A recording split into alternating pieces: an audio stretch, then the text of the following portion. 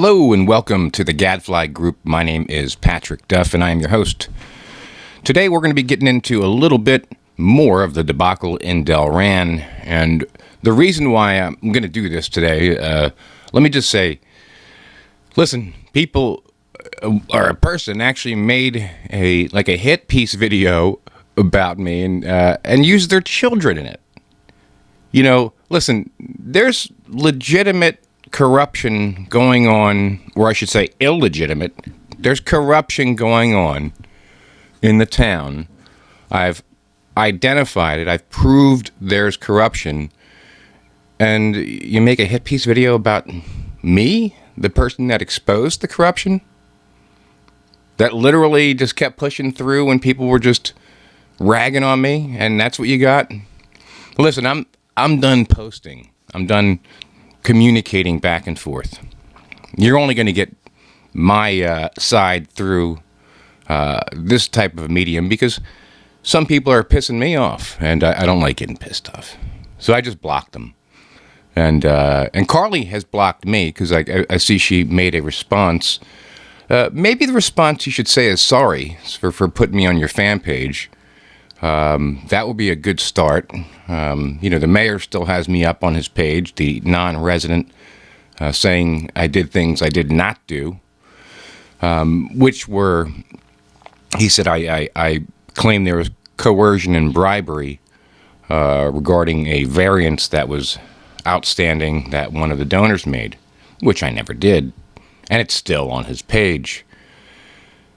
One of the interesting things I will say is that got an Oprah request back from the town of Delran, who state that since the mayor's page, which is a political page, which is the mayor's page, who's a political official, so it should be a public page, is not subject to Oprah in the same way a regular public page is, since the page is controlled by an independent contractor, WLM Mitchell, which is Wendy Mitchell, who they say since she's a quote-unquote independent contractor, somehow that makes that page private, which is ridiculous. It literally says Mayor of Delran. He's advertising himself as the mayor, posting as the mayor, putting events up from the town, and it is a public page. So listen, we got some crazy stuff going on here. And I'm going to really get into just some of the meat and potatoes now so people understand what's going on, okay? I want to get into, first of all, remember, folks, this is a question that was asked of the representatives in Delran very clearly, many times, were the bids split, right? Were the bids split? What were their contracts above $44,000 that included both services, which were the staging service and the video service, which, by the way, the first contract, which was like a blanket contract, which, by the way, in the red flag warning system of bid rigging, a blanket contract without, quotes of what you're actually paying for, and just kind of a blanket contract, which I'm going to have in the links down below this video. You can just click on it and see it yourself. Tell me what was Delran paying $150,000 for in that contract. Read it. That was the contract that Delran was ready to rock and roll with, and was going to get rolled with. Okay, so I'm going to put the other contracts below also, so you can read these and you can see that were there contracts above $44,000? Well, yes, there were. And what does the New Jersey statute say about that? The 2013 New Jersey Revised Statute, Title 40A, Municipalities and Counties, Section 40A, 11-7, contracts not to be divided. It's a universal citation, okay? Contracts not to be divided. Here's what it says. Contracts not to be divided. A, no contract in the aggregate which is in single character or which necessarily or by reason of the quantities required to effectuate the purpose of the contract includes the provisions or performance or of additional goods and services shall be divided. So it's saying that no contract shall be divided, okay, when it has a large sum of goods and services that shouldn't be divided, right?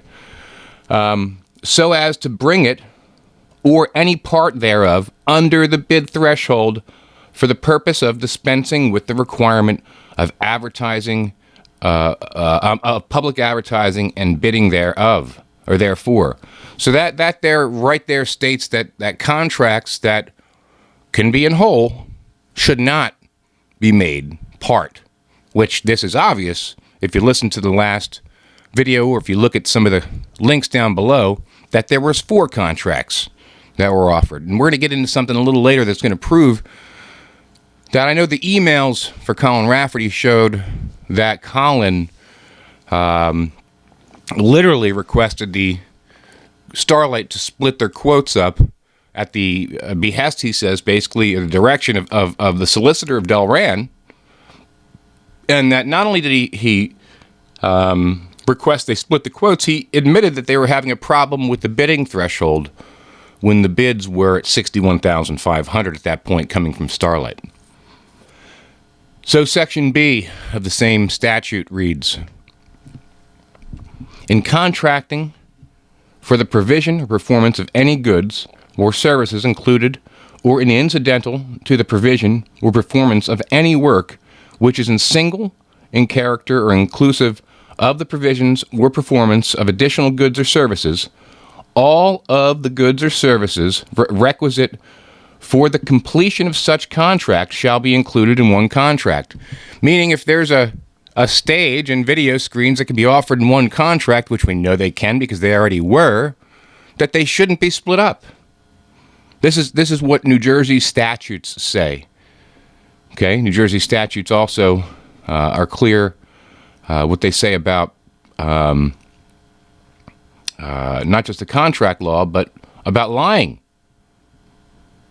on the contracts for any officer, or also the companies that are trying to acquire these bids. It says penalties for false statements. Any person who makes or causes to be made a false, deceptive, or fraudulent statement in the statement or answers in response to the questionnaire or in the course of any hearing hereunder shall be guilty of a misdemeanor, and upon conviction shall be punishable by a fine not less than $100 and not more than $1,000, and shall be permanently disqualified from bidding on public work or the contracts of the contracting unit which submitted the questionnaire, or in the case of an individual or an officer or employee charged with the duty of responding to the questionnaire for a person, firm or corporation, association or corporation, by such fine or by imprisonment not exceeding 6 months, or both. So this is saying that if you lie on the questionnaire that you received from the township, I believe, and generally, and this is the questionnaire would be the questionnaire for the RFP process, but there really wasn't one, because it looks like they accepted proposals without creating the actual request for proposals, or at least that's what the township tells me, because I've requested the request for proposals to see these, to see what the proposal said. You know, here's these companies making proposals, $150,000 proposal, $60,000, $61,000 proposals with no real information of what they said or what the township was requesting. Now, there's a third company, SLM Entertainment, that put out a statement, or I'm sorry, a email that you can find in the email chain, and there's a document showing that they withdrew from bidding as of September 28th, meaning there was bidding going on. So SLM Entertainment, Starlight, Spellcaster, all three were bidding for the stage and video equipment. Now, SLM Entertainment, I believe, wasn't contacted till much, much later, and when they responded, they basically said they didn't have enough time to put the show together. So they backed out of the bidding process. But in their letter, it says that they're backing out of the bidding process. So there should have been questionnaires filled out. There should have been forms filled out, because all these quotes were above that threshold. These weren't prospective. What did our Tyler say? He called them some sort of conceptual, quotes or conceptual proposals. That's not what they were. These people were making quotes. They were meeting out at the spot. They were putting the stage, ideas together. Literally, getting quotes that the people are saying, "Hey, I sent the quote," and then lying at a public hearing hereunder about the actual questions regarding the RFP process of these contracts that were signed, 2 contracts, split services that were signed, that were both offered by one company when the contract negotiations started. So it's clear the contracts were split because they all included both services. And it says in the law that when both services can be included by one company, they should not be split. And when you do so, hey, that is breaking the law. So making a video about some guy that's exposing a township for breaking the law, at the same time there's sweetheart contracts being given to family members of the mayor, and teaching your kids, I guess, that the guy asking questions is somehow wrong, when your politicians are literally lying to you and stealing from you. I think that is absolutely one of the most asinine things I've ever seen in my life, especially getting your kids involved. Disgusting. So, but that being said, listen, this is the law. This is the way it's written. I didn't write it. Contract law. It's to protect municipalities from having their money spent without the proper controls. Okay? It's a simple law. It's if it's above a certain bidding threshold and or even close to that bidding threshold, the township should go out and seek RFPs, and they didn't. And if they did, they're not showing me the actual request for proposal because I asked for it. Now, remember though, I had asked for the total amount of this event. That's what started all this. And that total amount changed several times now, and is still changing, by the way, because there's more costs that they did not include. So, literally, the town lied about the costs on the event. They were asked several times. They lied about how many quotes they received, because they only sent the quotes that are under $44,000 when I first asked for all quotes received. And then it wasn't until I exposed the quote for $60,804 that came from Spellcaster that somebody from an inside source there hooked me up with, did they send the next day all the rest of the quotes, because they knew that they were stuck and already had access to them. So why didn't they send those quotes when I first asked? They didn't, because it would show that they split the quotes up. It's lying by omission. Why didn't they say the event cost the $90,000+ plus all services? They knew it. It was lying by omission.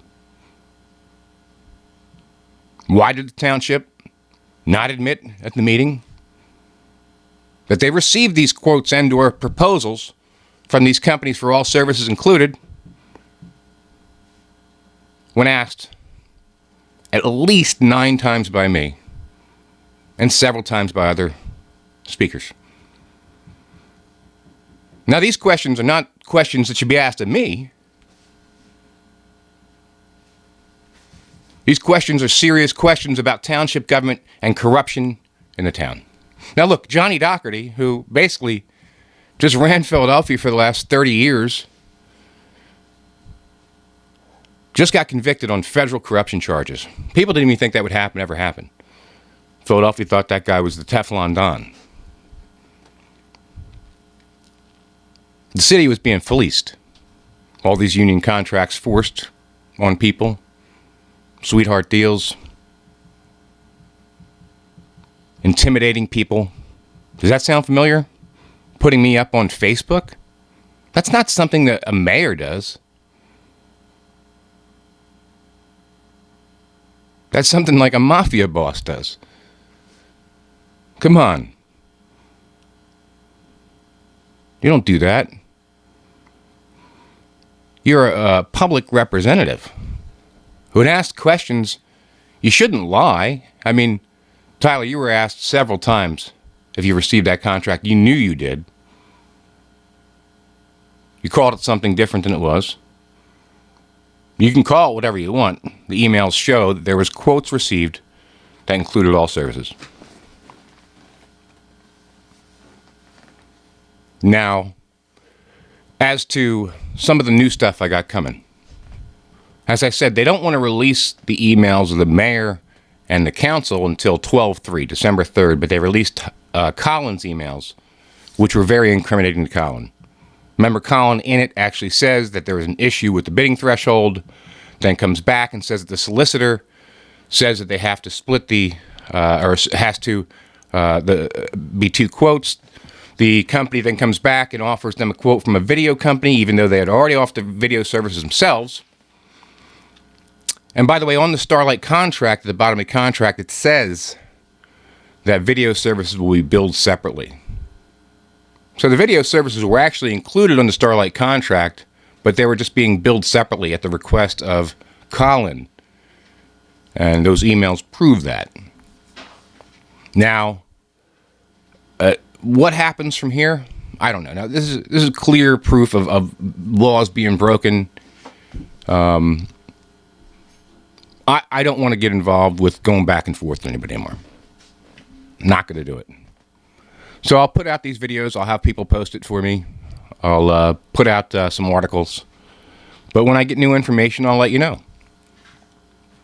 So I got new information last night. Literally in the evening. Which was interesting because usually you don't get any requests back in the evening. And it was about the robocall that went out. I don't know if you know that, but a robocall went out to all Delran residents or people in the area that morning. And it just says that it didn't cost anything, but they basically used it was entered by the Delran Police Department. And he used what's called Nixle wire. Never heard that before. But, and the message said, Delran celebrates Carly Lloyd's retirement at Community Park on Thursday, October 14th. Gates will open at 5:30 p.m. on Thursday. Expect traffic pattern changes and delays between 4 and 9 p.m. Plan alternate routes. See Delran Township website for details. So they put this message out in the morning there. They have the big event, which, listen, I have looked at every single video of the event. I see maybe 150, 200 people throughout the entire event. Now, I know there's a lot of volunteers, too, so I don't even know if this included the volunteers. It was not a well-attended event. I believe there was an article that just came out.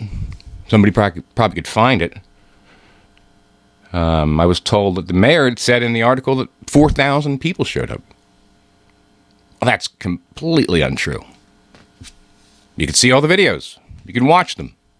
And by the way, the emails from Colin also showed that there were professional videographers there working on behalf of the township that videoed the event.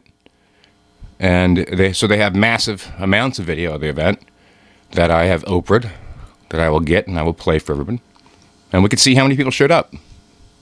Listen, it wasn't a well-planned event. They didn't even have the stage until 2 weeks before. They didn't have anything set up. They were just kind of piecing this thing together. I mean, an event that you want thousands of people to show up at should be planned months in advance, advertised months in advance so people can make plans. You should look at the schedule that's surrounding that event and make sure you're not doing it on a Thursday night with the only Eagles game on a Thursday night of the year. That would be a good idea. But there's a lot of questions. So, listen, I wanted to say that I'm not going to be going back and forth. Sorry. But I am going to still put the information out there. And I'm also having a big celebration this Friday. at a church in Philadelphia, where some of the research I did showed that Dr. Martin Luther King heard a speech by Dr. Mordecai Johnson on November 19th of 1950 at a church, the First Unitarian Church at 21st and Chestnut Street. And that for decades, the historians had gotten the location of the speech wrong and did not know the date of the speech. But through the research I did trying to save a house in Camden, that New Jersey officials have done everything in their power to keep their knee on the neck of. But it brought me to this discovery. It's like a holy grail of Martin Luther King research, because this is the pivotal event in his life that brought him to nonviolence. We're going to be celebrating that this Friday at the First Unitarian Church. It happened, the speech started at 3:45, so we'll be there from 3 to 5. We'll be there at the exact time 71 years ago, or 71 years to the day that speech happened. Somebody will be sitting in the pew on the same spot as Dr. Martin Luther King did as a 21-year-old student at Crozier Seminary School. So listen, do yourselves a favor out there. An Oprah a day makes the bad government go away. So oprahmachine.com, again, my favorite website. I want you to go oprahmachine.com. You can make a Oprah request to Delran Township. Ask them some questions. Look, people have a question about the trash.